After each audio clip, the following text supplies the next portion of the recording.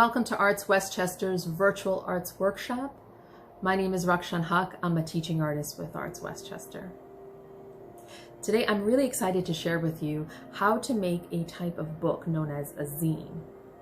Now, a zine is a type of handmade book, usually smaller in size, that's used by people like artists, writers, activists, and the book is a place where they can get down their creative ideas, writings, drawing, anything that's important to them into a book form. That way they have it for themselves, but also a way to share their ideas and inspiration with the community at large. Now, why I like this particular type of zine is that it's really easy to make. You just need two things. One, tools. You need a pair of scissors. And for your material, you just need a single sheet of paper. With that, and you can see it, some samples here, you can create a wide variety of books based on the type of paper you choose. And this is sort of what I could find around my home. In terms of the size, this is the largest I went. You could actually go bigger. You can also go really small, like this tiny sketchbook here. But also in the way you feel inspired to use the book. What I mean is, do you like to write? Do you like to draw or sketch? Do you like to collect images or pictures and do a technique known as collage? This book can be used in a whole variety of ways. So in this video, the first part, I'm going to show you first how to fold the book itself. I'll talk a little bit about paper, the type of paper you could use. The second part, we'll talk more in depth about the way which you as a creative person could use these books for yourself. So with that, grab yourself a piece of paper, get some scissors, and we'll get started. So to get started, you're going to need a rectangular sheet of paper. You can fold with square paper, but I do recommend starting with a rectangle shape to get started. And once you get more practice, you can try that shape as well. I'm using an 8.5 by 11 inch sheet of paper. That's generally the most common people have around their home, which is the size of most printer paper, photocopy paper. If you're using loose leaf from a binder, that's about that size. You feel free to use whatever size you have and what you enjoy working with. To get started, we're going to do the first of 4 folds. You'll want to fold from these 2 short sides of the paper and have them meet. So what you want to do is take one side, bring it over, and line it up as best as you can from corner to corner, and make sure the edges meet. You want to take your time with this because if you fold this part, these folding parts neatly, it makes for a much neater book in the end. So once you're happy, you're just going to lock that down with your hand and then use your other hand to kind of finalize the fold. And I like to drag away from my other hand and then go up and then go down. You don't want to use your nails because that actually can tear or damage the paper, but your fingertip works fine. Just press down with your fingertip to finalize the fold. Okay, so that's our first fold.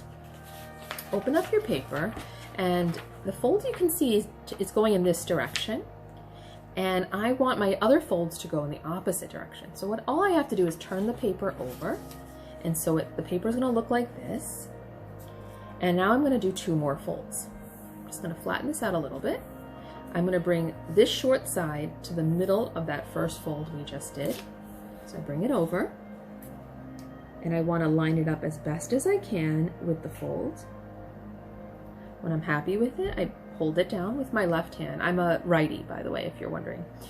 And then I drag away and then fold up and down like this. And just make sure you're happy with it. Okay.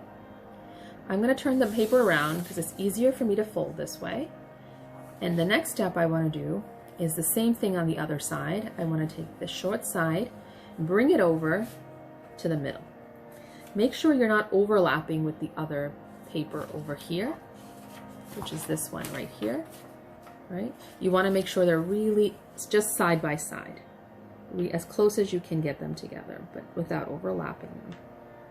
So you're going to line it up. Once you're happy, bring it over and fold up and down. And then just one more crease to finalize the fold. So now we have 3 folds, and you can see they're going in different directions. You'll get like the letter W. You can see that. you're good to go. Okay, now I'm going to turn it over one more time, and I'm going to rotate this paper, and we're going to do the final fold. And that final fold is to fold these two long sides together. So I'm going to pick up the paper, bring it over, half the paper at least, and get the two corners to line up. Once I'm happy, I just want to lock it in place and then drag with my finger up and down. Okay, and then I'm going to press one more time so I have a nice fold. That completes all the folding. So in total, you just need 4 folds. And I'm going to do the last step before folding the book, and that is to cut part of this book. To do that, I want to go back to that first fold we did, which looks like this. That's it. Okay? And to cut, we're going to grab our scissors, and we're going to cut from this folded edge. This is the open edge.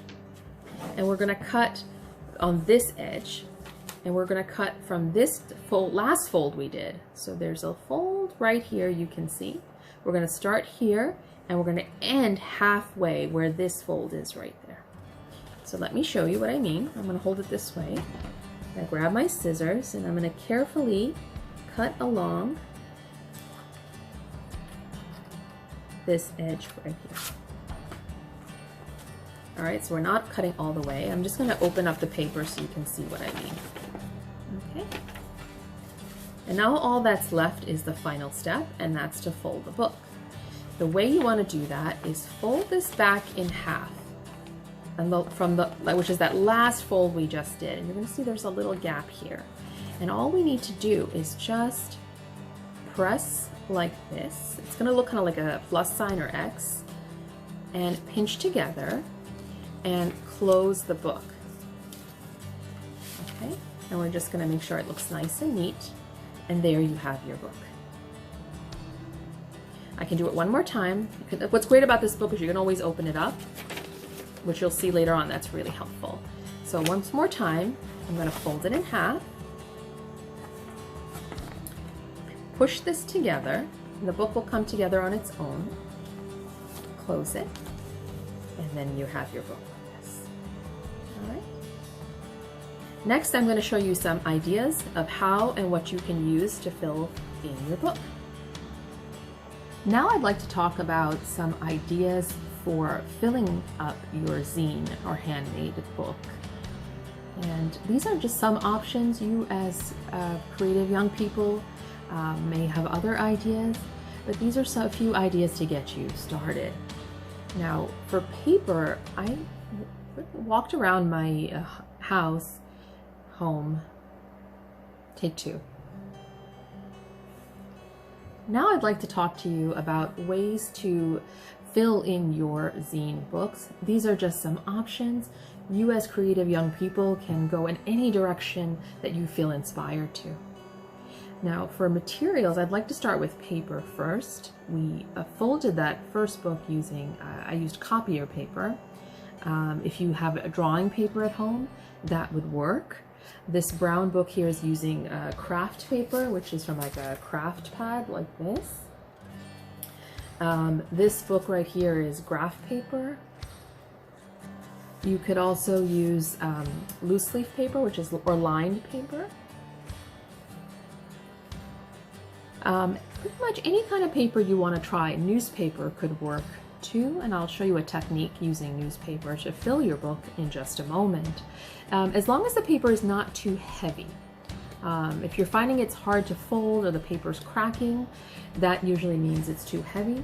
If you do like to have drawing books, you could pay attention on some notebooks, they'll note the weight. So this one says 60 pound. Anything that's 80 pound or less works well. But a good way just to know is if the paper is not folding well, it's probably not the best paper to use, and you can look around for something else. I always say with artists, the best way is to experiment and figure out and try new things.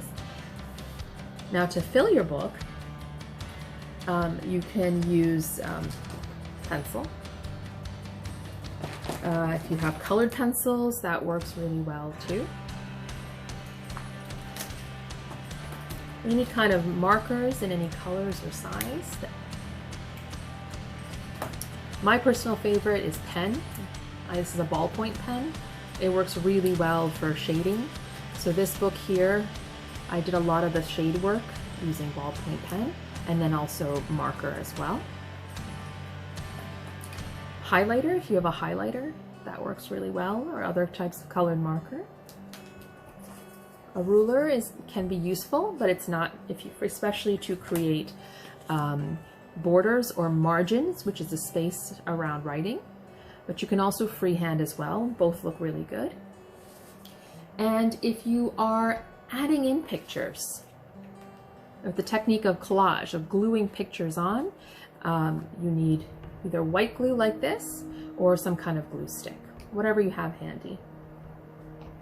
Now, to get picture resources, look at what you get in the mail is sometimes helpful. Just make sure you have permission to use what you're getting in the mail.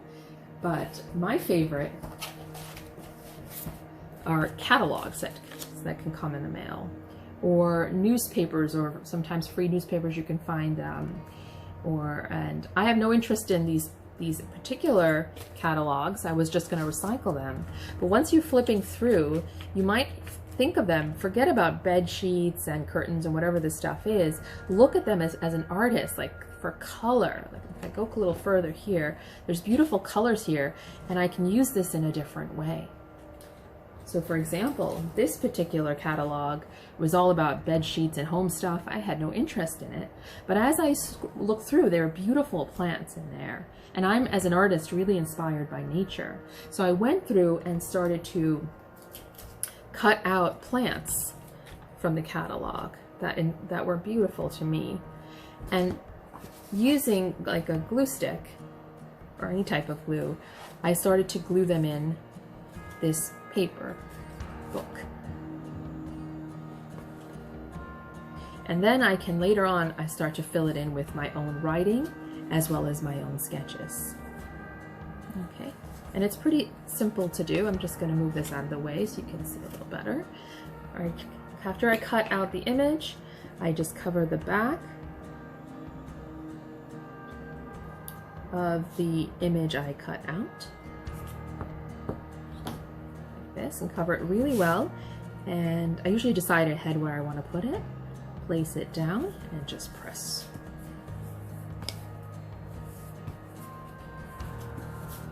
Now you could fill a whole page just with collage, which is this cutout paper that you're gluing down, or you can fill in with writing or drawing. Okay, so that's something like this. You can see I've started some of the titles here. One final technique or art form that works really well with a zine is, besides magazines or catalogs that you may have around your home, you also may get newspapers, right? And I wanted to show you a type of technique known as blackout poetry. And what that is you're using writing from magazines, from newspaper, from books, and you're borrowing some of the words to create your own poetry.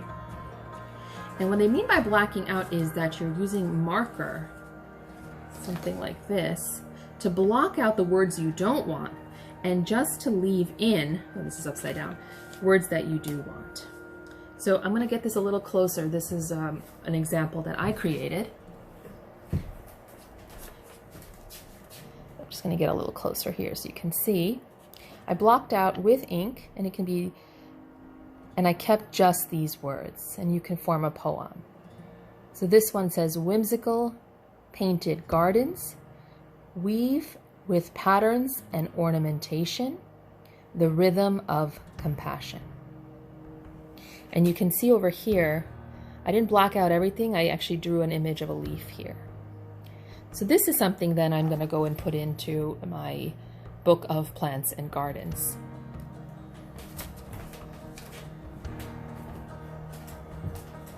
Now the way to do blackout poetry is you can grab a pencil or marker, and I'm going to move in a little closer here to show you. is circle the words that you find interesting. So for this newspaper, I've already started. I saw the word groundbreaking and history. And we're in a time of groundbreaking history. There's so much going on in the world. And so that I thought would be the two beginning words of my poem. And I would continue going, but for now I'm just going to focus on these words just to show you. And then I can grab a marker and kind of go around the word, the words that I find inspiring or interesting and going to be part of the poem. I recommend starting with pencils. You can change your mind. And the rest I'm going to color out. You can use black, but you can also use other colors as well. Okay. If you don't have markers, you can also work with paint and other materials. You can use tape, or you can even cut out the words instead if that's easier for you. So I'm going to stop here, but you just keep going and then cut out the sheet similar to what I showed you here. Once you have your poem, you can place that in your book. Now this is all about nature, this particular book. So I found that this is where I'd like my poem to be. And I'm just going to look for the page that I feel like this will sit the best, which for me is here. And I'm going to fold this to make it easier to place. Open that up. The same as before. Take my glue stick, oops, sorry, and apply the glue.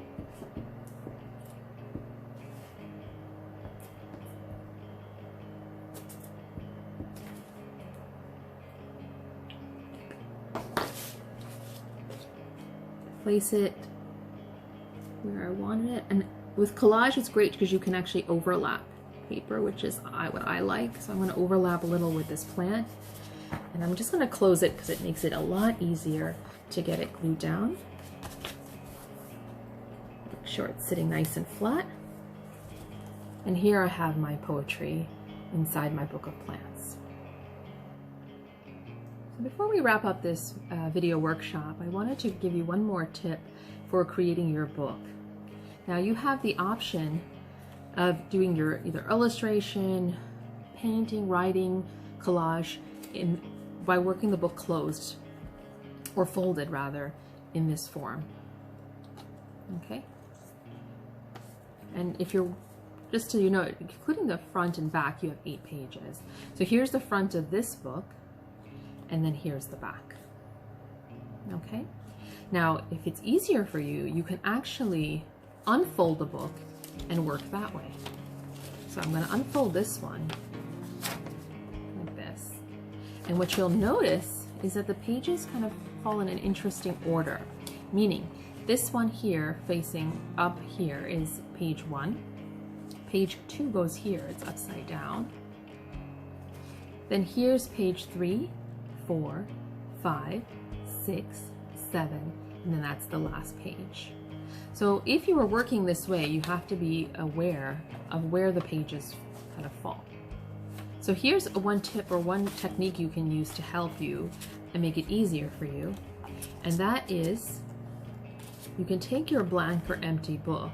While it's folded, you can take a pencil and number the pages. I've made my numbers a little bigger and darker so you can see them. But if you're gonna erase them later, I'd make them lighter and smaller. And so I've numbered all the pages 1 through 8. And so that when the book is opened up, like this, you can see the numbers.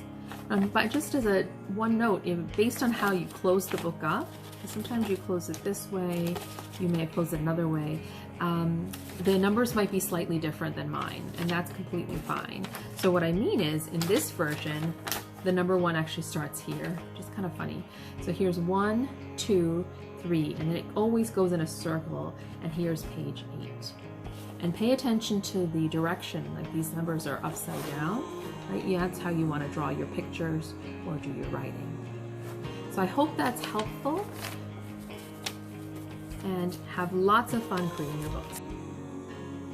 So that concludes the zine bookmaking workshop. I hope you enjoyed it. One final thought about zines is that this is an art form that's meant to be shared. And so if you've completed your book and you'd like to share it with us, you can visit us at ArtsWestchester.org. Make sure to share with your friends and family, tag them, challenge them to create their own book. You can share it virtually by doing a flip through of your book, right? You could do theme challenges and use them as a way to share your voice. We can share our voice through speaking, but we can share our passions, our ideas through bookmaking as well. We're in a time of big social change, and art is a wonderful way to express your ideas, what you're feeling, what you're thinking. And you are the young voices of our future. Your voice matters. Using art forms like zine are a great way to express your ideas. So tag us, share with us. We're excited to see what you come up with.